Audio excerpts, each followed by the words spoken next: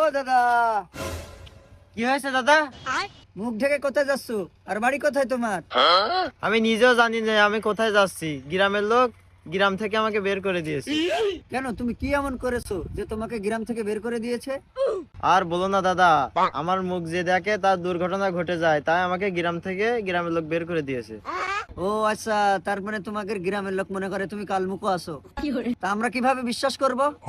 বিশ্বাস করবে না? তাহলে দেখো। ভাই, তোমার ফোন এসেছে।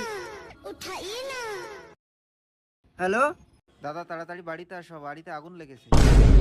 বেরো আনতে কালমুখো সুদা। ভাই, আমাদের তো অনেক শত্রু আছে, আমরা এই কালমুখটাকে নিজে কাজে লাগাতে পারি। হ্যাঁ ভাই, তুই তো ঠিক বলেছিস।